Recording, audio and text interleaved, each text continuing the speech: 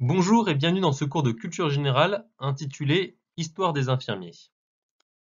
Procédons dès maintenant au sommaire. Dans une première partie, nous allons parler des origines du métier d'infirmier. Dans une deuxième partie, nous allons parler des différents rôles qu'ont pu jouer les femmes soignantes dans l'histoire.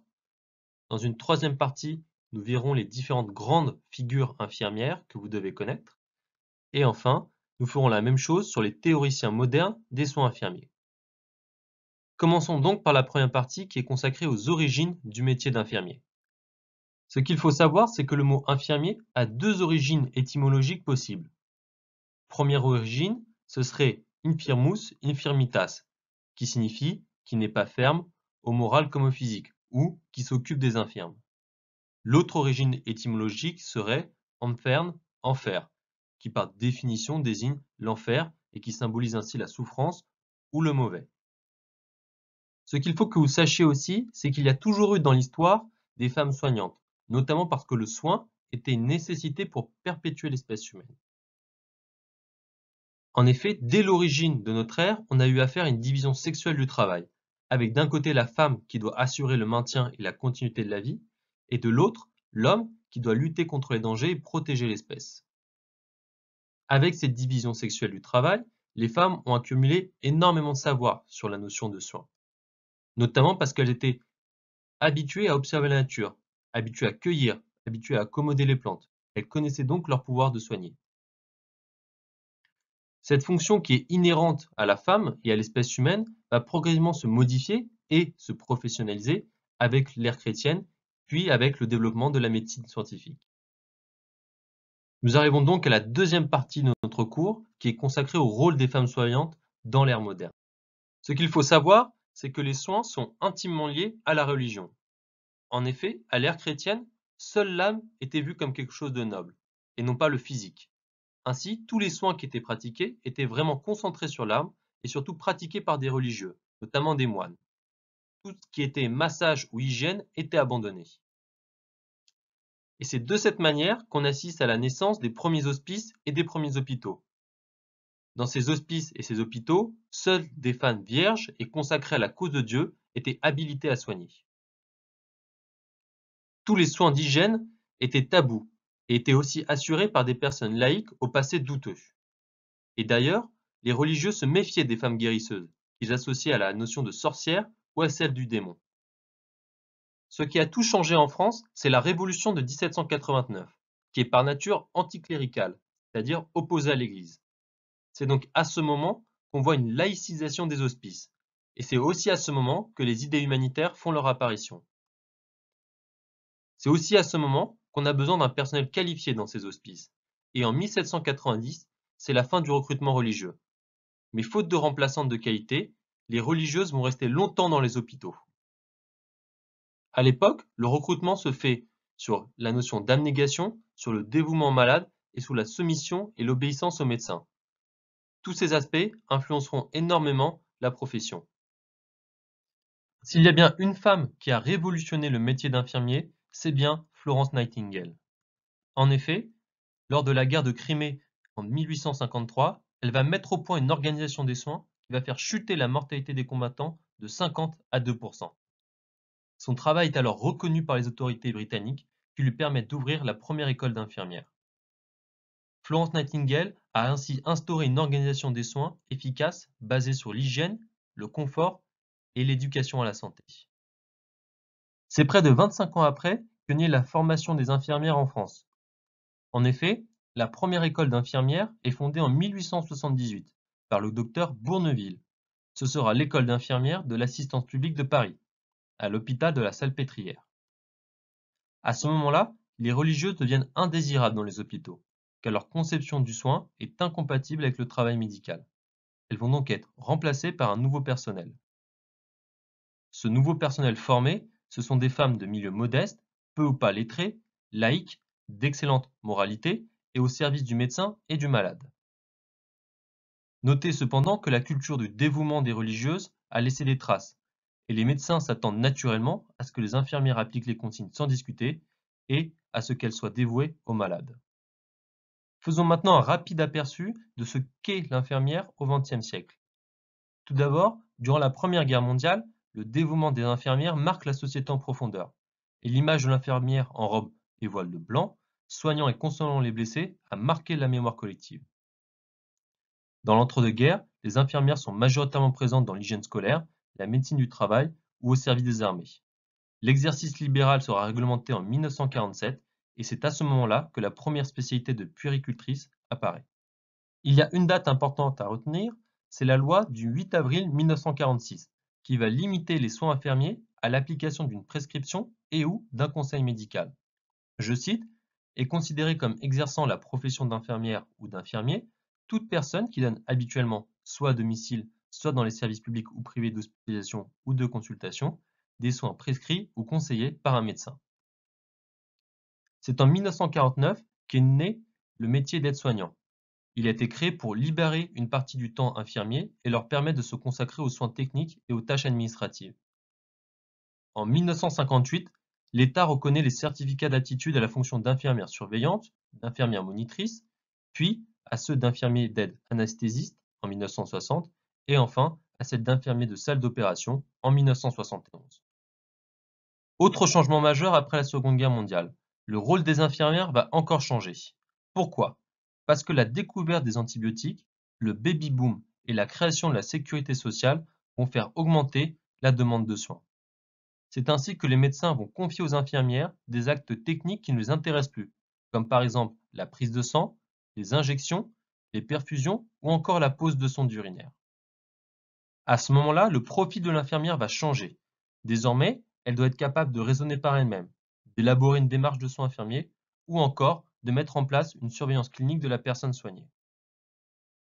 La loi du 31 mai 1978 va reconnaître le rôle propre de l'infirmier. À ce moment-là, l'infirmière gagne en autonomie professionnelle. En 1992, les IFSI sont créés et un diplôme d'état unique va leur permettre de travailler dans tout service de soins. En 1993, les actes du rôle propre et du rôle prescrit sont révisés et des règles professionnelles qui précisent les bons comportements sont établies. À quoi ressemble le métier d'infirmier au XXIe siècle? Déjà, il y a une date qu'il faut que vous reteniez. C'est 2006. C'est la création de l'Ordre national des infirmiers, dont le but est de contrôler l'accès à la profession, de défendre son honneur et de défendre ses compétences pour assurer la qualité des soins. Le XXIe siècle, c'est aussi le siècle de l'élargissement des compétences. En effet, en avril 2007, un arrêté ministériel autorise les infirmiers à prescrire du matériel de soins comme des compresses, des sondes ou encore des perfusions. En 2009, la loi Hôpital, Patients, Santé, Territoire instaure des protocoles de coopération entre professionnels qui vont permettre à des médecins de confier certaines missions d'examens médicaux ou de suivi des patients à des infirmiers ou des infirmières qui sont formés spécifiquement. Nous arrivons maintenant à la troisième partie de notre cours, qui est consacrée aux grandes figures infirmières de l'histoire. Nous en avons parlé auparavant, mais la première grande figure infirmière de l'histoire, c'est Florence Nightingale. Cette infirmière anglaise va soigner des blessés lors de la guerre de Crimée. Sa véritable différenciation, c'est de dire que le soin infirmier est complémentaire de l'art médical. Il doit être donc dissocié du religieux. Elle est convaincue que pour savoir soigner, il faut avoir appris. Et elle va donc créer le système Nightingale pour la formation des infirmières, qui repose sur le modèle hôpital-école. En 1860, elle va lancer son premier ouvrage sur la pratique infirmière. Elle accorde dans cet ouvrage une place centrale à l'environnement et à la qualité de vie. Sachez aussi que le 12 mai, date de la naissance de Florence Nightingale, a été choisi pour célébrer la Journée internationale des infirmières. Deuxième grande figure infirmière, Anna Hamilton. En 1801, elle va créer l'école de la Maison protestante de Bordeaux sur les principes de Nightingale. Pour elle, l'infirmière est l'auxiliaire du médecin. Je cite, l'hôpital-école, c'est le lieu où les élèves sont formés non seulement à savoir faire ce qu'il faut faire, mais comment le faire et pourquoi le faire. Troisième grande figure infirmière qu'il faut que vous connaissiez, Léonie Chaptal. Elle est diplômée en 1903 et son souci constant, c'est de former les infirmières qui sont pour elle des éducatrices de santé. C'est la première infirmière journaliste et écrivain. Elle va créer la première revue nationale, l'Infirmière française, et va aussi fonder la première association pour les infirmières, l'ANFID. Maintenant, nous arrivons à la quatrième et la dernière partie de notre cours consacrée aux théoriciens modernes des soins infirmiers.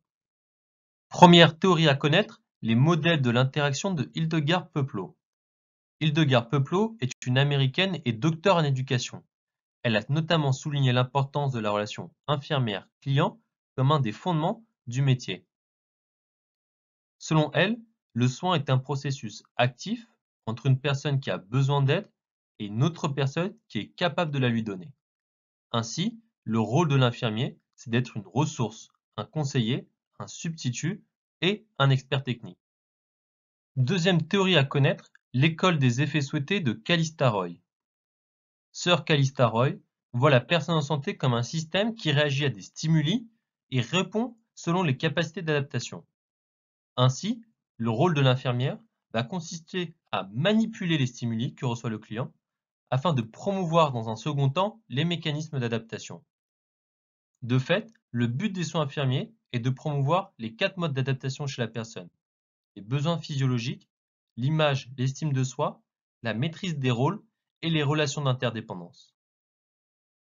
Ainsi, l'infirmière doit évaluer les compétences du patient, aider l'être humain à utiliser des mécanismes acquis ou innés, permettre au patient de conserver son énergie afin qu'elle soit employée à la guérison.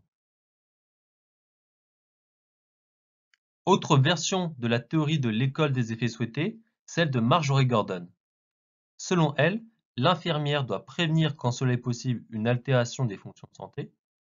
L'infirmière doit promouvoir les fonctions de santé et les rendre productives. Et enfin, l'infirmière doit restaurer les fonctions de santé altérées. Selon elle, il existe 11 fonctions de santé, parmi lesquelles la perception et la gestion de la santé, la nutrition et le métabolisme, ou encore l'élimination. Elle va proposer un modèle avec une grille organisée de recueil de données. Il est pour vous facilement et concrètement utilisable dans la pratique. Autre théorie à connaître, le modèle de McGill de Maura Allen. Cette Canadienne a proposé un modèle orienté vers la promotion de la santé de la famille. Elle postule que la santé va s'apprendre par la découverte personnelle et la participation active, principalement au sein de la famille. Selon elle, le but premier des soins infirmiers est la promotion de la santé, c'est-à-dire le maintien, le renforcement et le développement de la santé de la famille et de ses membres par l'activation de leur processus d'apprentissage. Elle met donc énormément l'accent sur cette notion d'apprentissage. L'infirmière va alors jouer un rôle d'agent facilitateur, d'agent stimulateur et motivateur face à l'apprentissage. Parlons désormais de la théorie de l'être humain unitaire de Martha Rogers. Selon elle, il faut promouvoir l'harmonie entre l'être humain et son environnement. Sa théorie est donc centrée sur l'unicité de l'être, son interaction avec son environnement, son évolution et son adaptabilité. Le rôle infirmier est alors d'aider l'être humain à atteindre un état de santé physique, mental et social optimal. Une des théories qu'il faut que vous connaissiez absolument, c'est la théorie des besoins de Virginia Anderson. Née aux États-Unis à Kansas City, elle est diplômée en 1921 et elle devient enseignante en Virginie et s'engage pour la défense et la promotion des infirmières. Elle écrit de nombreux ouvrages, définit les soins infirmiers et formalise une grille d'évaluation des besoins de l'homme. C'est un aspect très important de sa théorie. Elle a pour postulat que tout être humain désire son indépendance. La personne forme un tout complexe présentant des besoins fondamentaux. Et si un besoin n'est pas satisfait, l'être n'est pas complet ni indépendant. Pour Virginia Anderson, le but de l'infirmière, c'est de conserver et de rétablir l'indépendance de la personne soignée de façon à ce qu'elle satisfasse ses propres besoins. Le rôle de l'infirmière est aussi de suppléer pour effectuer ce dont la personne a besoin ou qu'elle demande. Ainsi, les soins infirmiers visent à conserver ou rétablir l'indépendance du patient dans la satisfaction de ses 14 besoins fondamentaux. Ces 14 besoins fondamentaux sont abordés dans un autre cours, celui sur être infirmier. Merci d'avoir suivi cette vidéo. Surtout, si vous avez des questions ou des remarques sur ce cours, vous pouvez nous joindre par mail ou directement sur notre plateforme via notre chat. À bientôt sur Prep Academy.